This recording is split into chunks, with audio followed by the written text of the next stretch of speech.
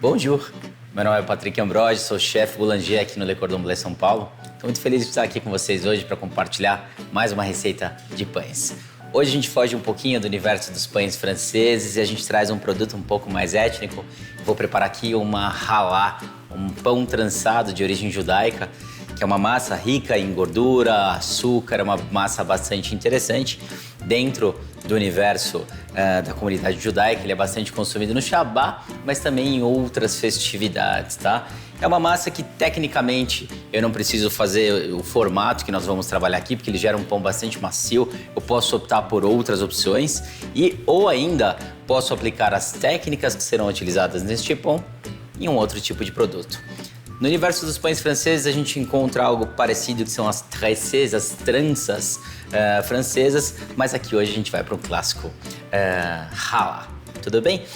Bom, para esse pão eu vou precisar de farinha de trigo. Eu estou usando uma farinha de trigo de alto teor proteico, uma do tipo T45 francesa. Caso você não encontre esse tipo de farinha, eu aconselho procurar no mercado aquela que tenha uma melhor aplicação para a produção de pães. Para esse pão ainda tenho a utilização aqui de fermento biológico do tipo seco instantâneo. Caso você não encontre, basta dobrar a quantidade desse fermento para a utilização do fermento fresco. Por exemplo, se eu coloco 15 gramas deste fermento, colocaria 30 gramas do fermento fresco. Açúcar refinado, sal também refinado, tem um pouco de manteiga integral, gema de ovos, água, e eu estou utilizando um pouco de essência de baunilha, que é para trazer um perfil de sabor e aroma bastante interessante para o nosso pão. Caso opte pela utilização de baunilha em fava, também fica bastante interessante, mas aqui não é a nossa ideia. Bom, para começar essa produção eu vou utilizar uma batedeira, e para trabalhar massas de pães é sempre importante lembrar que para a utilização da batedeira eu tenho que usar o gancho para massas pesadas, né? Porque as massas são mais estruturadas. E para começar o meu trabalho, então, eu vou adicionar aqui na batedeira a minha farinha, o fermento, o açúcar, ou seja, eu começo pelos secos, exceto o sal. Vou somar nessa base a minha baunilha, toda a minha gema,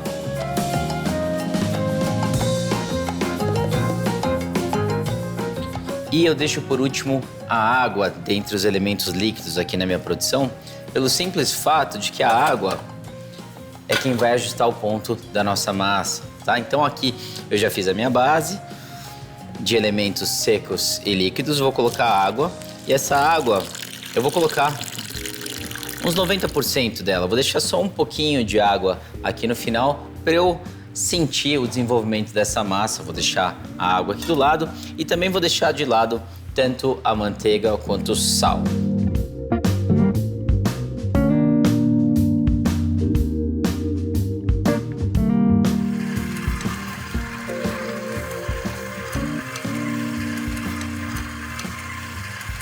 E se eu observar minha massa, eu já tenho uma estrutura combinada dos ingredientes, então eu não preciso esperar mais tempo ou ficar dentro daquele momento engessado de 4 minutos para então colocar o restante dos ingredientes. O que eu vou fazer é o seguinte: parar minha máquina, observar como está essa massa, para então entender se cabe a adição da gordura aqui ou não, tá? O que a gente vai observar é isso aqui, ó, a massa. Ela é uma massa única, ainda tá bastante no começo do processo, mas eu já tenho uma única peça.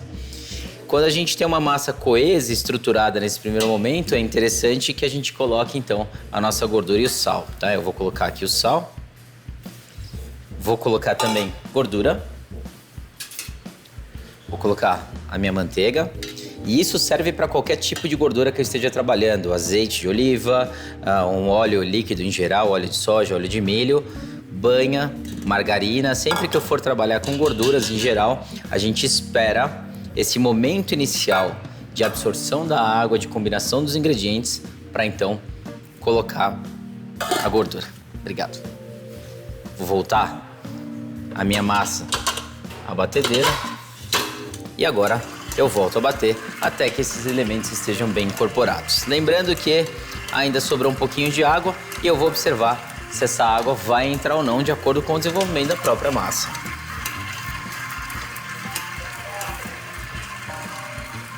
Durante esse batimento que eu coloquei a gordura, adicionei o sal, eu observei que a massa ela foi ficando cada vez mais estruturada. E esse pouquinho de água que eu tinha deixado para o final, eu não vou colocar.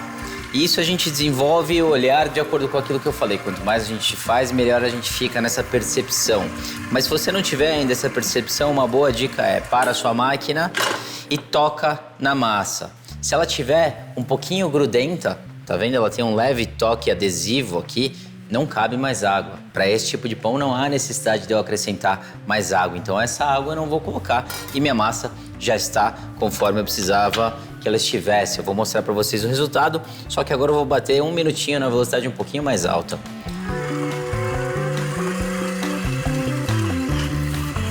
Obrigado.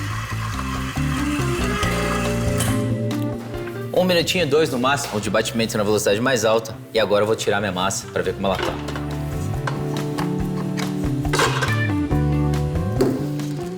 Bom, para eu tirar essa massa daqui, é importante a gente lembrar que ela é bastante grudenta. E se eu colocar essa massa na mesa, por exemplo, ela vai grudar bastante, tá? Então a dica é colocar um pouco de farinha na mesa.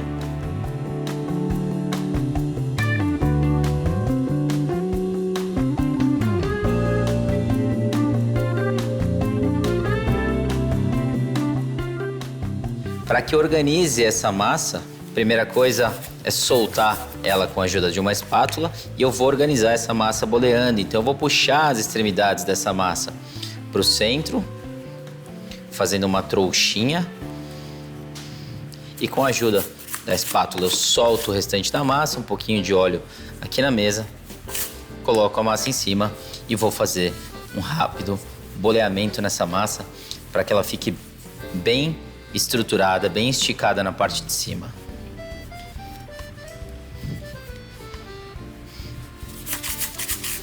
Se eu observar que ele ainda não está liso, continuo boleando até ele ficar liso na parte de cima.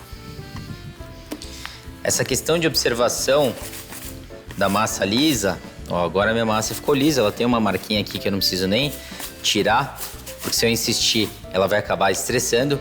Mas quando a gente deixa a massa lisa e eu faço esse boleamento, a gente aumenta a tensão na superfície da massa, permitindo que essa parte de fora fique mais esticada, mais dura e retenha os gases da fermentação nesse processo inicial da pontagem. Então minha massa vai ficar entre 30 e 45 minutos descansando e eu já tenho uma massa pronta já nesse processo de pontagem para mostrar para vocês como ela tá. E ela fica bem estruturada, bem diferente daquela massa no momento em que ela sai da batedeira. Porque quando a gente sai da batedeira, ela tem todo um processo de desenvolvimento do glúten, que do mesmo jeito que ela se desenvolve, ela se estressa. Então esse descanso inicial, além de beneficiar a fermentação, ele beneficia a nossa massa como um todo. Aqui fica uma dica, passados esses 45 minutos, 30, 45 minutos, você pode ou bloquear essa massa por até 24 horas na geladeira ou seguir por um processo que nós conhecemos aí como o processo direto. Uma dica bacana é, antes de tirar essa massa passados os 45 minutos, dar uma geladinha nela aí de 10 a 20 minutos aproximadamente, só para ela ficar um pouco mais estruturada. A minha eu fiz isso, tá? Então aqui agora eu vou colocar um pouco mais de farinha na mesa e vou soltar a minha massa. Olha como a massa tá bonita. Ela tá bem lisinha, tá bem estruturada, tá bem descansada. E agora eu vou dividir essa massa em 7 peças. Então pesa o total e divide em 7 peças. Eu tenho uma balança aqui para me auxiliar. E eu vou fazer a divisão da nossa massa.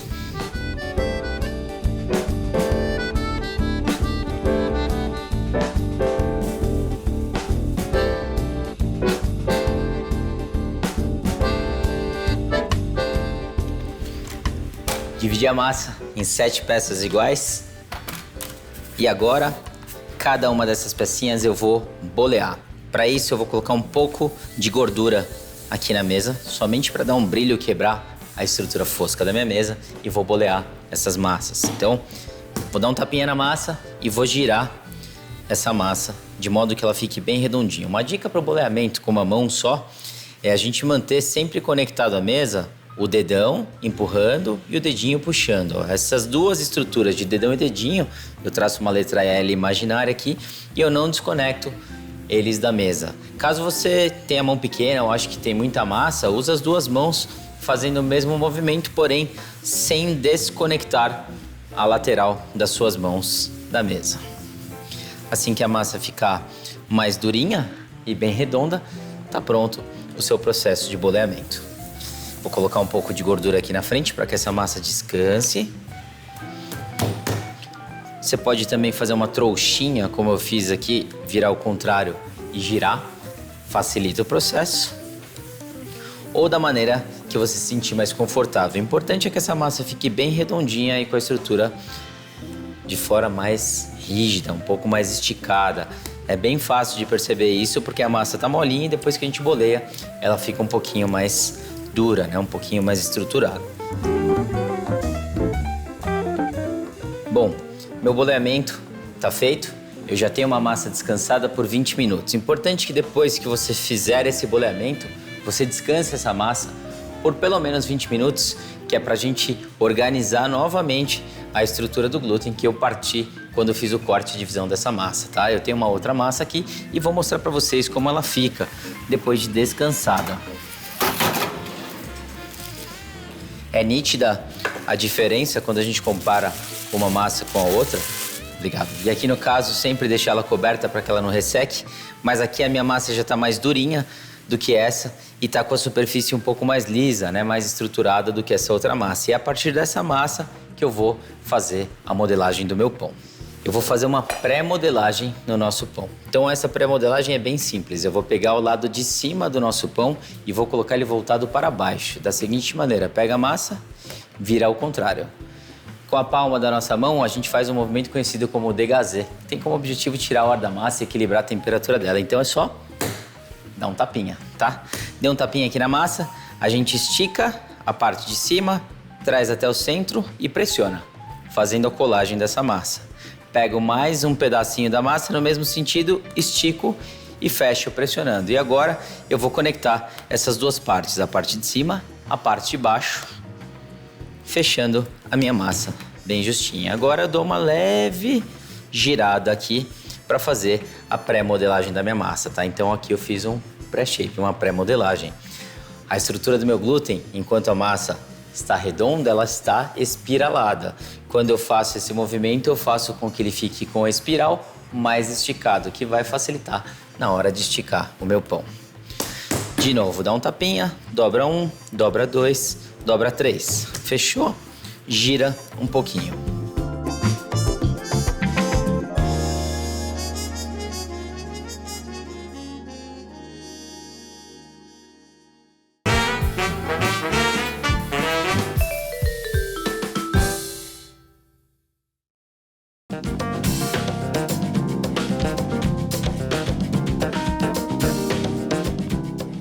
Então aqui agora eu tenho novamente as minhas 7 peças de massa, bastante organizadas aqui, a estrutura do nosso glúten. E essa massinha eu vou descansar mais 10 minutos para então eu esticar. Lógico que eu já deixei uma massa aqui com esse descanso para que eu mostre para vocês o resultado.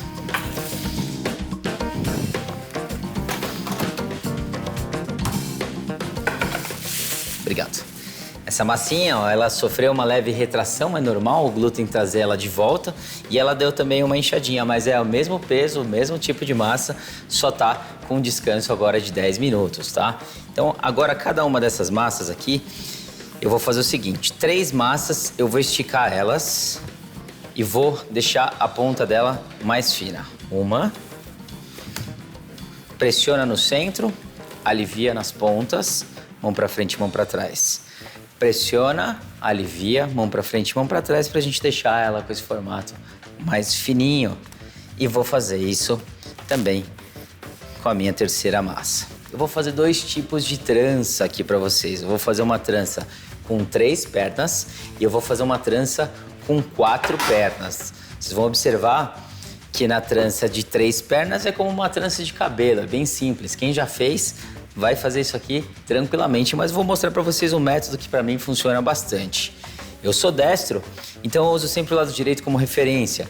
Como eu tenho número ímpar aqui de pernas, eu vou fazer o seguinte, eu começo pelo lado direito, que é o lado que vai ter mais pernas, coloco a próxima do lado esquerdo e a terceira do lado direito, né? Como eu comentei, eu sou destro, então sempre do lado direito, quando eu trabalhar com números ímpares de pernas, eu vou ter mais perna do lado direito. Para fazer essa trança é bem simples. Se você já fez uma trança de cabelo, é igual fazer a trança de cabelo. Se você nunca fez, a dica é, eu começo pelo lado que tem mais pernas, pela perna que tá do lado de fora. Então é essa perna aqui, ó. Lado que tem mais perna, 2 desse lado, 1 desse lado, e a perna de fora é essa daqui. Basta pegar e trazer ela agora paralelo à perna que estava do lado esquerdo. Se a gente observar agora, eu tenho 2 pernas do lado esquerdo, uma perna do lado direito. Eu vou para a perna de fora do lado que tem mais perna, é essa daqui. E trago ela paralelo à perna do outro lado. E vou fazendo esse movimento agora até o final.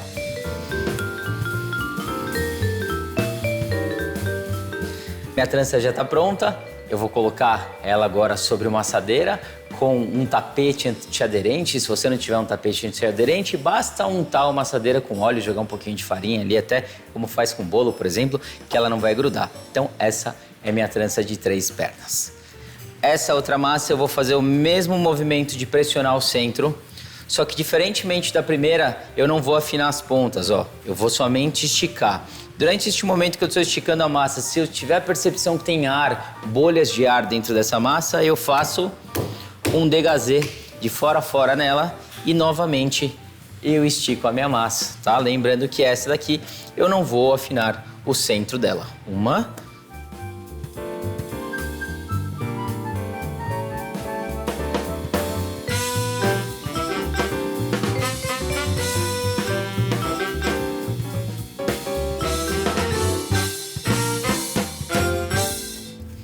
Quatro peças de tamanhos semelhantes. Agora eu vou começar a minha trança. Antes de trançar, vou dar só mais uma ajeitada. Vou posicionar a primeira perna de frente para mim. Eu vou fazer um jogo da velha ou uma hashtag, o que você preferir, tá? Começando sempre com uma no meio. Só que o centro dela eu vou deixar um pouquinho mais fino. Vou colocar a próxima do centro, mais voltada para o lado esquerdo. 2. Agora, a seguinte, aqui embaixo, 3. Ó, o glúten trazendo de volta. Se ele trouxesse, só dá uma ajeitadinha. E agora, eu vou colocar a 4ª perna sobrepondo a perna de baixo, entrando por baixo da perna de cima, tá? Observe bem como ficou. Em toda a amarração da minha trança, eu tenho uma perna que vem por cima. Aqui eu repito isso, uma perna por cima, uma perna por cima e uma perna por cima nos 4 lados, tá? E com isso eu tenho sempre uma perna saindo por cima e uma por baixo, ó. Uma perna em cima, uma perna embaixo, uma perna em cima, uma perna embaixo e uma perna em cima e uma perna embaixo.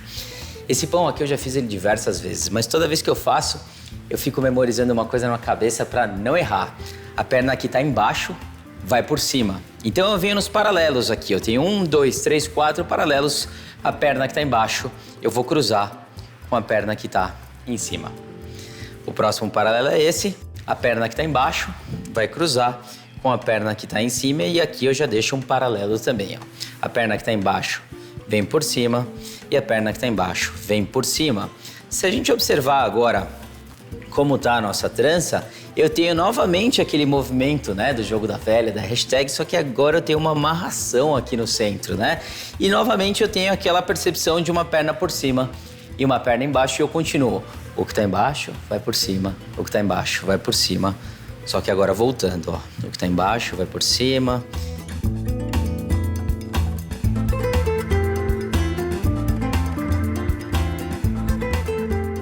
Chegando aqui no final, independente do tamanho que você fez, você vai perceber que chega uma hora que fica bem pouquinho. Então a gente não precisa esticar a massa. Eu vou fazer o seguinte, ó, o que está embaixo vai por cima e eu jogo aqui por baixo do meu pão, ó. Tá? O que está embaixo vem por cima e a gente joga para baixo do pão. Se a gente olhar aqui, ele já fica bonito mais ou menos, mas agora é que ela vai florescer. Eu vou fazer um movimento de boleado, mantendo essas laterais aqui na mesa. Eu vou fazer um movimento bem delicado de girar essa massa, de modo que ela fique quase uma flor aqui na nossa frente, tá?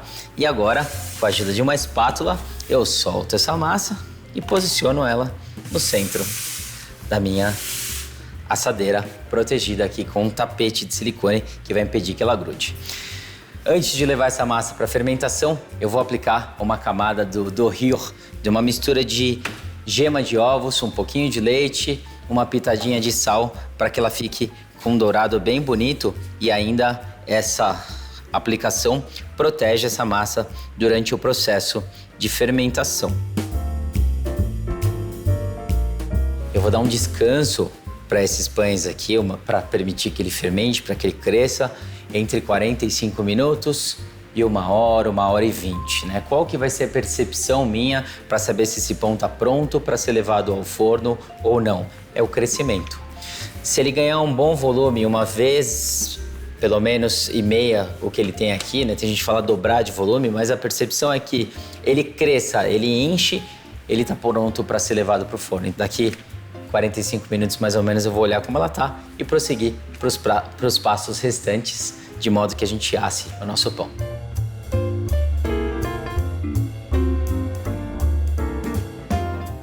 Bom, a nossa massa ela já fermentou, ganhou um bom volume. Agora eu vou aplicar o acabamento e levar a minha massa para o forno. Os acabamentos que nós vamos aplicar aqui no nosso pão, eu vou colocar mais uma camada de egg wash aqui, né, dessa nossa combinação do dorure, que é a combinação de ovos com leite, que eu já tinha comentado com vocês anteriormente.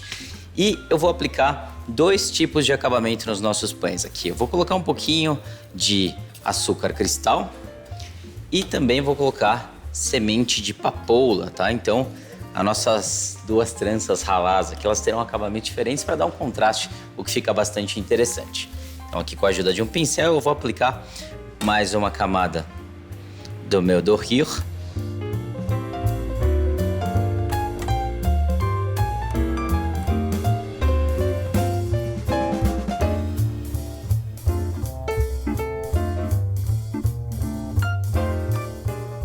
Tá pronto aqui a aplicação do meu dorure.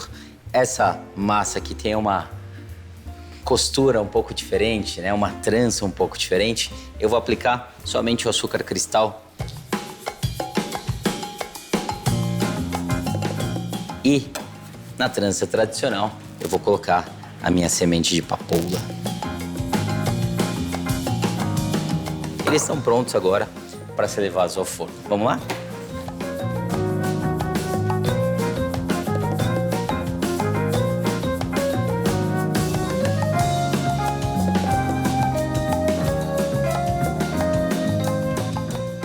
Pão no forno, eu vou deixar ele aqui aproximadamente 15 a 20 minutos ou até que ele encontre um bom crescimento e um bom padrão de coloração. É isso.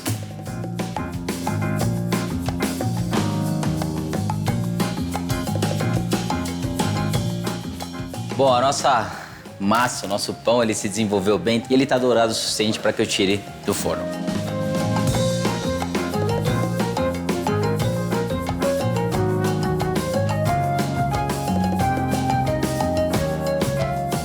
Um belo dourado, teve um ótimo salto de forno.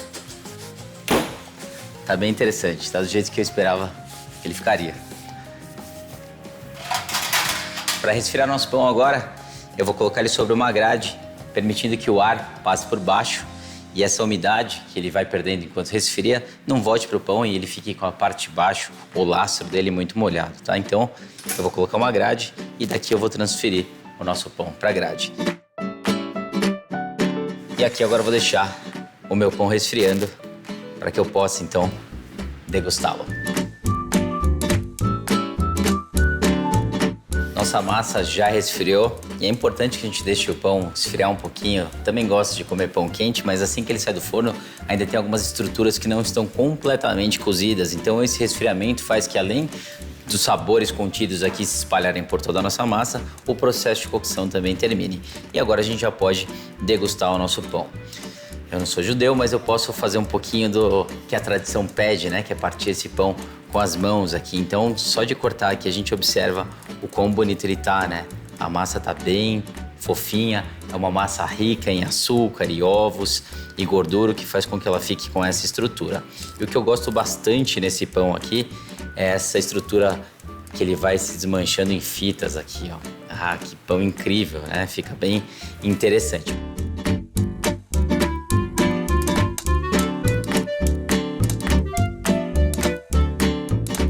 Bom, espero que vocês tenham gostado. E é isso. Bon appétit e bienvenue à Le Monde Cordon Bleu. No próximo episódio, um dos nossos chefes vai apresentar uma receita incrível. Não perca, esse daqui é meu. Até!